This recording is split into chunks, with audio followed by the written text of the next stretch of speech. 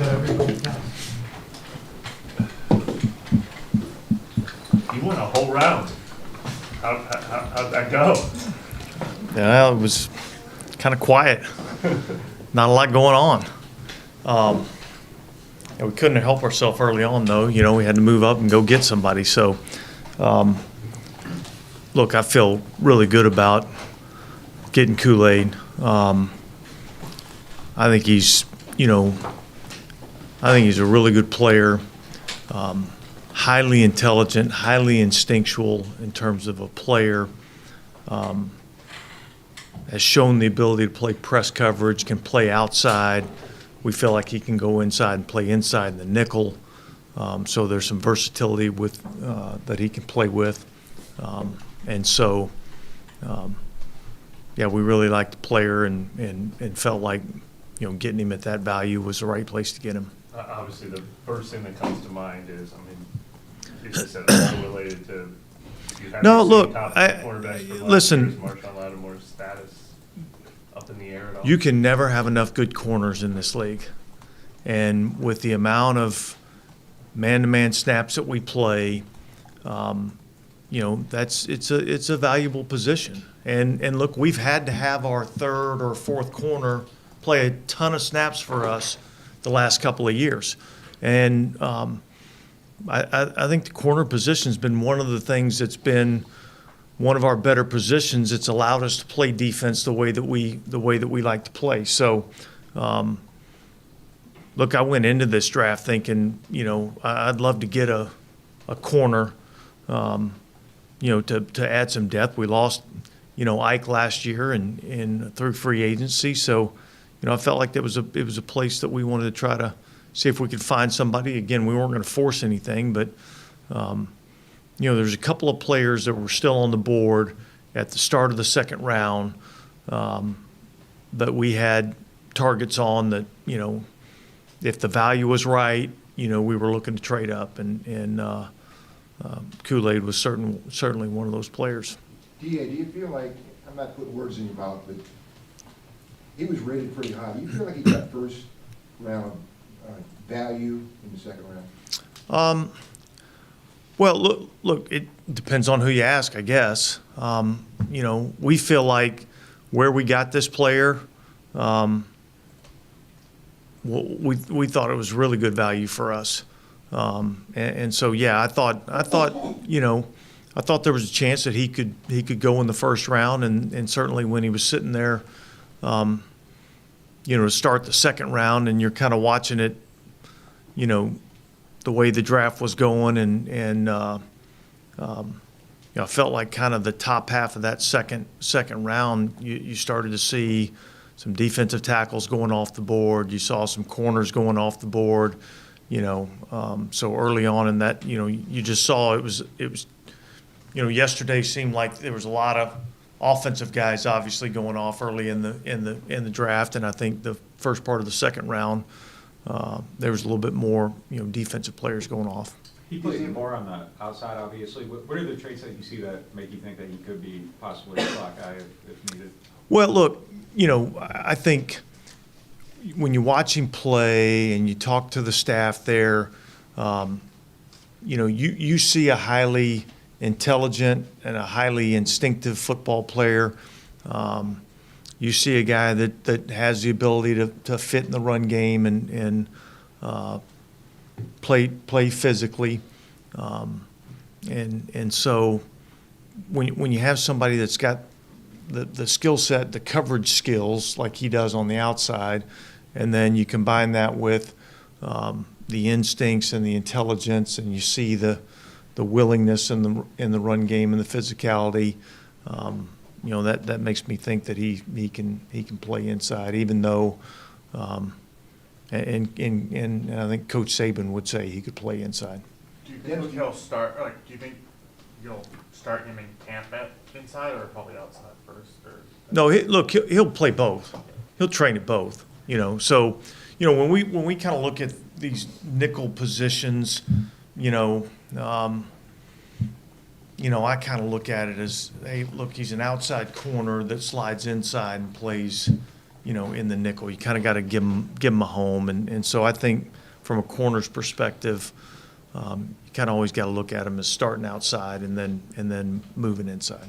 Yes, I haven't watched a ton of him yet, but the first couple scouting reports I said, both said something to the effect of he's a lot more, he's not super aggressive in attacking, he's more like controlled and almost plays it intelligent instead of gambling kind of. I mean, does that sound accurate, and is there something to a style that you see in him? Well, so he plays a ton of press man.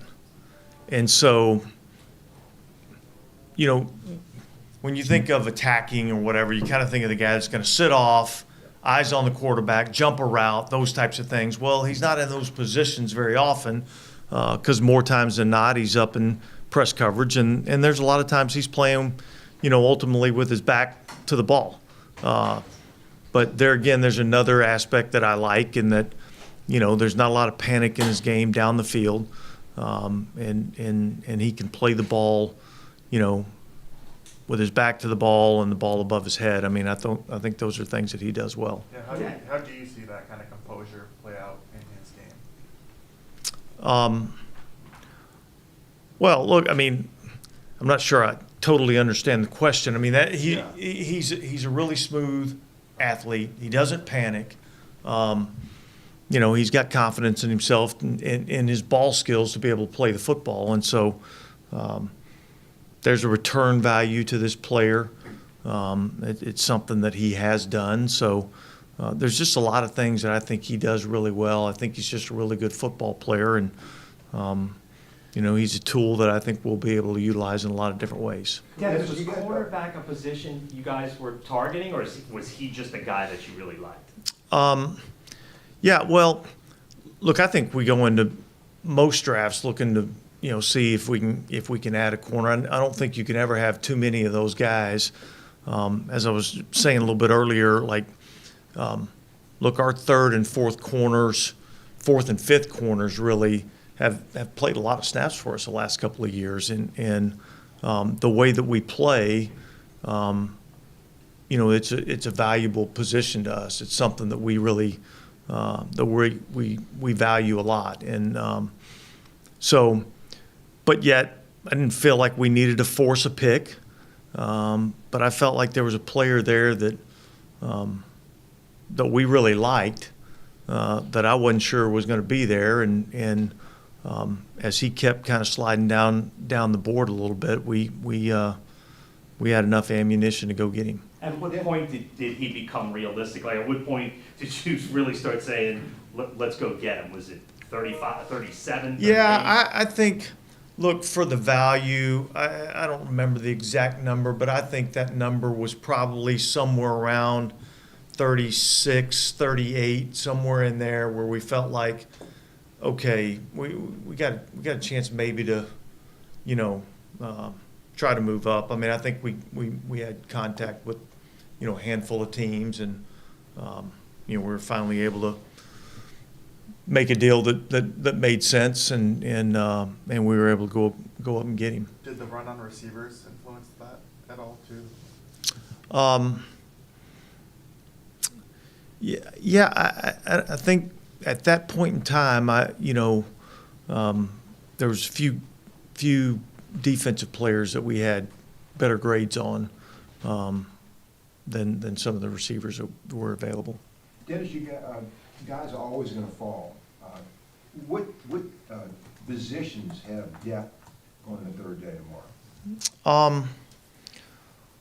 That's a good question. It seems to me like, when you think, offensively, they've hit those positions. At one point, I had counted, 15 offensive tackles and 15 wide receivers that have, gone. And typically, there's probably somewhere around 20 to 25 that go total in the draft in those positions. So I think those positions have been hit pretty good.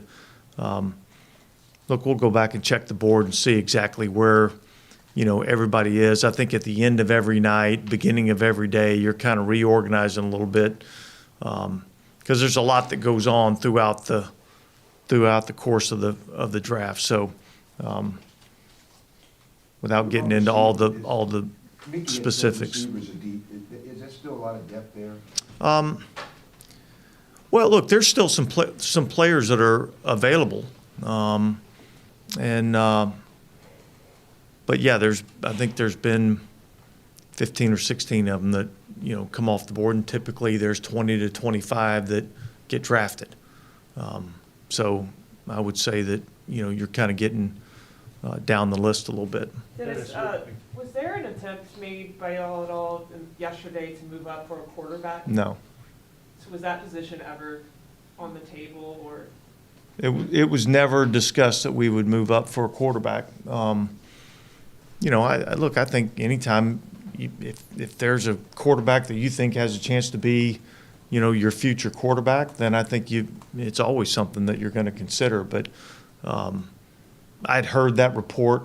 It was brought to my attention last night, but there was zero effort on our part to move up for a quarterback. There's always discussions about trading up or trading back, but none of those were in an attempt to get a quarterback. It's got to be a position where I'm sure you go into every draft trying to be open-minded to any position, but is that the one position where it's kind of an outlier from everything else, just with the weight of it, because it's so important and. Well, yeah. That question even makes sense. Yeah, no, I get the question. Look, it's the most important position on the field. Obviously, we feel good about the quarterbacks that we have. And yet, I think you're always looking to make sure you're, secure in your future. And so, but that was not a position that we targeted and said, hey, we got to move up and go try to get one of these guys. And it really wasn't a position that we were really considering at 14. Dennis, was there any effort tonight to get back into the third round? Any kind of serious effort to get into the third round? Not really. With what we have available to us right now, kind of without, getting into future picks and those types of things, it was just probably too expensive to try to get in there and do anything. Was not trading away a future pick important to you? Yeah, I think ultimately we weren't totally against it, but yeah, I don't think that was really something that we were really looking forward to doing. But if there was a player that was there that, that we really liked, that was valuable, we would have considered it. But there was. Not for what we would have had to give up to go get it. I'm not sure how many like Nick Saban defensive backs you've coached in your time, but is there a benefit to taking a guy who comes from that coach? Well, here's what I know. I know that he's been coached really hard. Yeah. And I know that he's been around a lot of good football, and a lot of smart football. And so, look, you value those things. And look, I think when you're able to get a guy from a program like Alabama and a big school that's played really good football at a high level against high competition, I think that adds some weight to what you're getting. Cooley did mention that the conversation with the combine went really well, and he came away from it feeling like the interest was legitimate. Was that kind of echoed on y'all's side as well? Yeah. So we had some good conversations at the combine and had a kind of a off the not really the interview, but we just happened to see him in the hallway as we were walking back to the hotel, and got a chance to have a 5 or 10 minute conversation, casual conversation with him, and I thought that was it was a good conversation, and I think, I know myself, Mickey, I believe Jeff and Michael Parrington, maybe Kai, we were all probably there together, and I think we all kind of came away with a positive view of the player. Was there anything specific about that conversation that kind of led to that? No, I just think it was just a casual, conversation. How does that? We know that wasn't an accident. We spent the whole time in Indianapolis trying to accidentally. I was just trying to make it to the hotel. That's what I'm gonna say next time.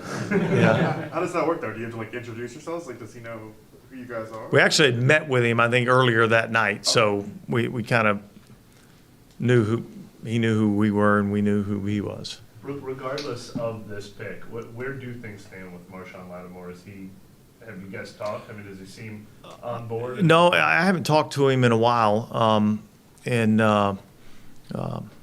Look, I know he had a conversation with Matt Ray the other day about some he's not in the building now, but he had a conversation with Matt Ray about sending him some workout stuff, and that's never been something that you really worried too much about him. He's usually come back in pretty good shape. And look, quite honestly, last year in the training camp, I thought he had one of his better training camps. So, look, Marshon's part of our team. He's been a valuable part of our team, and we're looking forward to him being a part of our team. Has anyone else not made it to the building yet for the start of the offseason program? Yeah, there's a handful of guys that haven't been here for various reasons. Some personal choice, some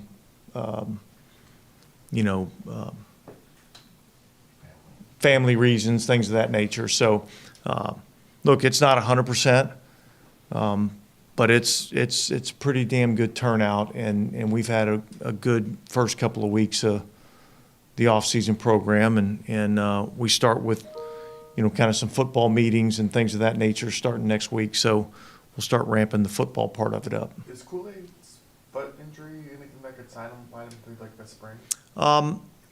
Yeah, I don't anticipate him being able to do a whole lot this spring. I think he's probably we're probably looking more towards sometime in June that he's really going to get cleared, and I think we'll be a little cautious with that this spring. Nothing that's going to cause any concern, going into training camp. People are gonna read into you haven't talked to Marshon in a while. Is that abnormal to maybe go through part of the offseason without contacting a player? No, not. I wouldn't say. I mean, Marshon's one that we haven't had a lot of contact with anyway. You know what I mean? So I wouldn't say that this is anything, abnormal. He's I'm sure back in Cleveland getting himself ready to go. He'll come back in shape, and then he'll be ready to go when we're ready to start up. So it's typical with this player and kind of how he interacts. There's nothing that's been out of the abnormal. Have you guys made a decision on Peyton Turner's fifth-year option yet? I don't think we've come to a conclusion on that yet. All right, thanks, guys. Thanks, Dennis.